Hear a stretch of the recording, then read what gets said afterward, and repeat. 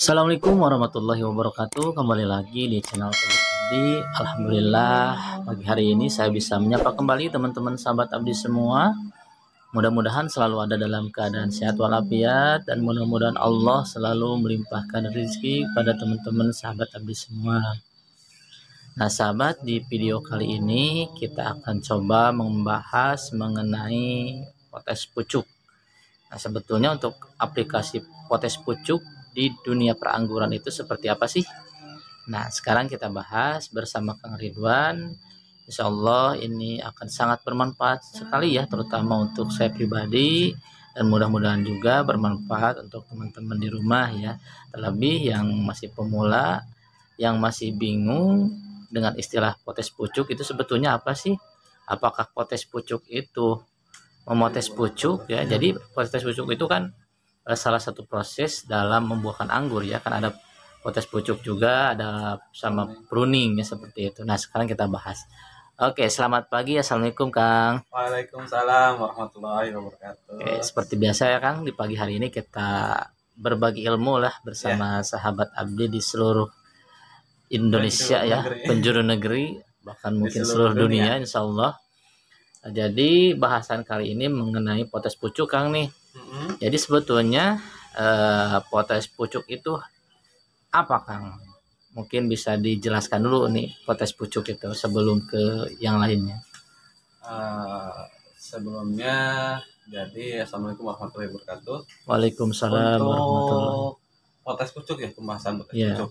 Jadi yang disebut potes pucuk itu sebetulnya itu baru ada di Indonesia ya teman-teman. Sebetulnya di luar negeri itu nggak ada sistem potes pucuk. Nggak ada ya? Rata-rata pruning. Cuman para senior kita atau para pengalaman suhu-suhu di pengangguran di Indonesia untuk membuahkan pertama anggur itu kebanyakan ada yang menggunakan sistem potes pucuk juga. Jadi teman-teman untuk membuahkan sistem potes pucuk tersendiri itu sama langkah-langkahnya seperti kita membuahkan di kala pruning ya teman-teman. 4 minggu sebelum kita pruning kita treatment dengan pupuk dikasih pupuk generatif yang racikannya untuk saya MKP 6 gram, KNA 3 putih 10 gram, sama Karate bolonnya itu 12 gram ya teman-teman. Itu dilarutkan ke 5 liter air. Saya cuma mengulangi supaya teman-teman nggak lupa ya. Dan kita aplikasikan selama minimal 4 kali aplikasi. Selanjutnya setelah beres aplikasi kita lakukan pemangkasan, cuman tidak dengan menyesuaikan pruning total ya. Jadi untuk sistem potes pucuk itu kita cari bud atau mata tunas yang paling potensial teman-teman.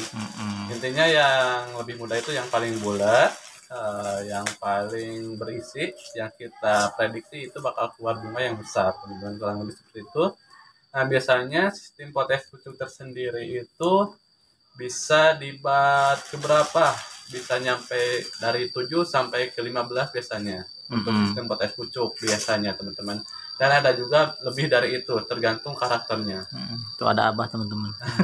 Maka untuk sistem potes pucuk, tadi ada yang nanya ya di komentar. Tadi ada tuh di. Gimana tadi?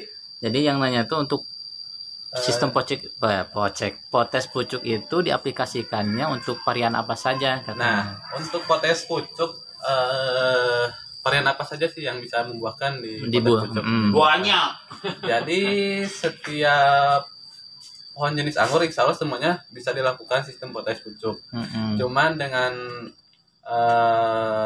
syarat itu yang ginjah-ginjah dulu ya, biar lebih mudah untuk keluar buahnya. Dan kalau seperti misalkan yang ginjah itu seperti ninel, terus trans, terus jubil, terus apalagi banana bisa sistem potes pucuk, anniversary juga sama, carnival, ara 15 bisa juga bisa ya teman-teman. Kurang lebih seperti itu. Ya minimal kita udah tahu dulu karakternya lah minimal. Misalkan yang biasanya carnival itu kita buahkan pruning di bat ke-5, kalau kita mau sistem potes pucuk itu bisa di bat ke-10. dengan kondisi daun nggak kita buang, beda dengan yang di pruning. Jadi cuma dipotong aja, dicari badu yang potensial yang memang dirasa itu akan keluar bunga, baru kita dipangkas begitu di ya. situ. Jadi setiap daun yang ke belakangnya nggak dibuang. Beda halnya dengan sistem pruning. Kalau pruning itu semuanya kita buang habis. Kita pecahin setiap badunya. Seperti itu. Kalau si tunas airnya itu kan biasanya tumbuh juga tunas air kan di ketiak daunnya. Nah, untuk tunas airnya mau potes pucuk ataupun sistem pruning kita buang semua. Oh, dari kalau misalkan contoh kita dipotong di bud ke-7, berarti seluruh tunas air yang berada di ke-7 bud itu kita buang ya? Iya, dibuang. Karena kalau gini gambarannya, kalau masih ada si tunas air, otomatis si nutrisi masih bisa menyalurkan ke tunas air dan bisa menyebabkan tunas air itu jadi panjang. Oh iya, betul. Otomatis bud yang kita usahakan untuk pecah itu lama pecahnya, nggak pecah-pecah, teman-teman. Jadi itu salah satu alasannya kenapa tunas air harus kita buang, supaya bud yang kita pilih untuk kita pecahkan itu lebih mudah pecahnya. Oke, berarti teknik potes pucuk itu sangat rekomendasi mungkin ya untuk teman-teman pemula ya, yang mau belajar yang membuahkan seperti usia pohon dini. Biasanya sistem potes pucuk cocok, teman-teman. Oke. Nah, iya untuk kan barusan Kang Ridwan bilang usia dini ya. Jadi syarat potes pucuk itu sebetulnya karakter si pohonnya itu gimana tuh, Kang? Nah, untuk karakter membuahkan sistem potes pucuk, minimal kita nggak ngitung bulan ya. Kadang ada yang usia udah 9 bulan namun pertumbuhannya kurang bagus, itu belum bisa kita belajar buahkan. Terus ada yang usia 5 bulan tapi pertumbuhannya bagus, itu bisa belajar buahkan. Jadi yang pertama kita lihat kondisi pohonnya tersebut, teman-teman. Misalkan teman-teman sedang menanam pohon jenis ninel, usia dari pasca grounding itu 6 bulan. Nah, batangnya minimal udah sebesar 2 jari saya seperti ini, atau di atas spidol snowman, itu udah mulai bisa kita belajar buahkan. Jikalau memang kita mau belajar dibuahkan, itu sebetulnya masih usia dini, teman-teman. Usia 6 bulan pasca tanam. Nah, kalau misalkan ada juga tuh yang mengusulkan atau apa ya. Jadi kalau misalkan kita membuahkan anggur itu minimal sebesar pensil katanya. Nah, itu gimana?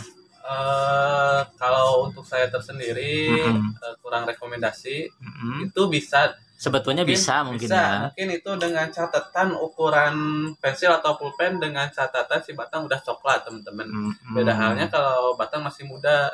Disayangkan nanti kalau batang muda kan begitu menggendong buah pasti akan kaperet kalau bahasa Sundanya namanya. Jadi si nutrisinya si pohonnya bakal mengecil dan bisa akibat patah bisa mati juga pohonnya. Oke, makanya mungkin ya untuk teman-teman di rumah yang memang sudah gak kuat nih pengen coba-coba membuahkan, biasanya kan gitu kalau pemula ya. Nah, ketika misalkan teman-teman melakukan potes pucuk ataupun pruning kemudian keluar bunga pada usia pohon yang memang belum waktunya untuk dibuahkan, mungkin nanti rekomendasinya dari kita mungkin ya si bunganya itu jangan kita pelihara terlalu banyak mungkin. Nah, bisa seperti itu, teman-teman. Misalkan usianya masih sekitar 6 bulanan lah ya, keluar sekitar 40 dompol. Biasanya kalau sistem potes pucuk bisa lebih banyak juga, karena kita cari bat potensial juga. Misalkan 40 dompol itu jangan dipelihara semua, teman-teman. Minimal lah kalau untuk buah perdana itu 7 dompol atau 10 dompol. Saya juga bertahap dulu. Yang anniversary cuma dipertahankan 7, yang karnival cuma 11 buah perdana.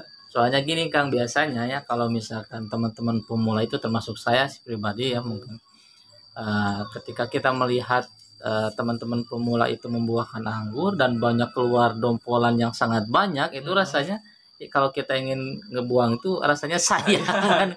Padahal makanya, itu jadi masalah ya. Makanya itu ketika salah satu biarkan ujian lah, cobaan untuk kita untuk bertani anggur. Apakah kita akan tega dengan kondisi pohon yang masih kecil, kita paksa untuk menumpang atau memberikan nutrisi ke dompolan yang besar, yang banyak. Jadi nantinya juga gak bakal maksimal bearingnya, bisa itu pada kecil atau bisa itu juga pertumbuhan pucuknya juga bakal jadi stagnan. Tetap kan waktu dibuahkan juga pertumbuhan pucuk harus aktif dulu Oke. supaya untuk ngebantu proses fotosintesis selanjutnya teman-teman. Nah, kemudian Kang, untuk kembali lagi ke potes pucuk itu, ada kekurangan kelebihannya nggak dari proses perlakuan seperti itu? Pasti ada kekurangan dan kelebihannya ya teman-teman. Sepengalaman Kang Ridwan gimana tuh? Untuk pengalaman saya, karena saya ingin memanfaatkan lahan, kalau untuk sistem potes pucuk saya belum rekomendasi untuk sistem jika lahan terbatas teman-teman ya. Jika lahannya itu banyak atau luas, teman-teman bisa sistem menggunakan potes pucuk, karena seperti ini mungkin bisa sambil saya praktekkan. Oke teman-teman, kita berdiri dulu ya. Nah jadi gini teman-teman, kalau sistem potes pucuk ini nih, kalau sistem potes pucuk misalkan ini tersier ya, ini di sini ya. Kita cari bad itu yang paling gendut di sini, di setiap tersiernya kita hitung. Ini contoh yang keluarga ara yang paling gendutnya contoh di sini. Nah ini yang paling gendut nih. Ya, ini sama ini kita pangkas di sini teman-teman. Bukan posisi di pucuk di sini, tapi di sini yang paling gendut. Nah setiap tunas airnya kita buangin. Nah untuk kekurangannya, jika kita ngepangkas di sini, otomatis nanti si tunasnya pecah lagi. Dan akan maju ke sebelah sini, ngambil ke ruangan yang lain. Jadi semakin panjang pokoknya si pucuknya, dan nanti juga kita sisakan 15 daun juga lah di atas dompolan, akan ngerebut lagi lahan ke yang CRV, jadi terus ke trans. Jadi nanti kelihatannya acak-acakan ya di atas. Gitu, kekurangannya gitu, mungkin nggak bisa rapi. Nggak bisa rapi. Beda halnya dengan pruning. Kalau pruning tertata rapi, terus buahnya pada dekat. Kalau potes pucuk kan kita pangkas di sana, buah di mana? Iya, jadi kan misalkan satu pohon itu kan istilahnya nggak sama ya, si bad potensial. Misalkan satu pohon ada yang di bad ke-5 atau bad ke-7, ke-10, jadi ngacak gitu ya. Jadi nggak sama. Cuman mungkin gampang gitu ya cara membuahkan dengan potes pucuk. Kecuali kalau sistem trellis, insya Allah bisa lah untuk rekomendasi. Paling kalau panjang lagi, kalau terlalu panjang, misalkan di sini potes pucuknya paling buah bisa di atas. Jadi bisa double. Bisa trellis, bisa para-para. Oh, kalau untuk sistem para-para harus memerlukan ruangan yang luas. Beda halnya dengan pruning. Kalau pruning tuh cuman lahan segini juga enak. Pokoknya bearingnya pada dekat. Kalau sistem potes pucuk bisa ukuran 3 meter persegi untuk satu pohon. Tapi mungkin kembali lagi ke masing-masing teman-teman ya. Silakan yang mau coba potes pucuk ataupun pruning. Ya. Semuanya baik ya, insya Allah. Dan poin plusnya untuk sistem potes pucuk bisa kita buahkan dalam kondisi entres masih muda. Seperti ini masih sebutnya masih muda lah. Nah ini masih hijau ya, hijau ke merah-merahan. Ini persari. Ini kalau mau kita sistem potes pucuk, kita potes di sini bakal keluar buah nih teman-teman. Dipastikan ya? Ya, insya Allah 90% keluar buah nih yang ini. Iya. Nah, cuman kan nanti begitu kita potes di sini, buahnya bakal di sini. Di ujungnya. Ngambil lahan yang. Biasanya kan kalau potes pucuk seperti itu nanti keluar bunganya itu dari pas ini. Ya, mata tunas ke sana itu berapa daun biasanya? Biasanya 4 daun. 4 daun. Misalnya kita hitung di sini 1, 2, 3, 4 posisi di sini. Si bunganya sama dompolannya. Nanti kan kita sisakan minimal 15 daun lagi. Iya, untuk ini ya. Untuk fotosintesis. Iya, betul. Oke, paham. Oke, mungkin kayaknya cukup Kang nih membahas potes pucuk. Oke, mungkin dari teman-teman juga kalau semisalkan ada ilmu lain mengenai potes pucuk, silahkan ya di kolom komentar, berkomentar dengan baik, kita saling berbagi ilmu seperti itu ya. Oke, terima kasih Ridwan sudah berbagi ilmu di pagi hari ini. Mudah-mudahan ilmunya bermanfaat dan Kang Ridwan sekeluarga selalu diberi kemudahan dalam menjalankan segala aktivitasnya. Oke teman-teman, terima kasih. Jangan lupa di like, comment, share, dan subscribe supaya channel ini semakin berkembang. Oke, terima kasih. Ada yang mau disampaikan nggak Kang? Pesan terakhir, bukan mau ini sih. Bukan pesan terakhir. Untuk penyemangat ya, jadi kita jangan diambil pusing mau potes pucuk atau pruning, itu sama saja untuk cuman cara metodenya beda saja teman-teman. Itu kembali ke pilihan kita. Sepertinya itu dua-duanya bagus teman-teman. Oke, mantap. Terima kasih. Ya. Oke, terima kasih teman-teman. Dan jangan ragu untuk menanam anggur dari sekarang. Oke, sekali lagi terima kasih. Assalamualaikum warahmatullahi wabarakatuh. Waalaikumsalam warahmatullahi wabarakatuh.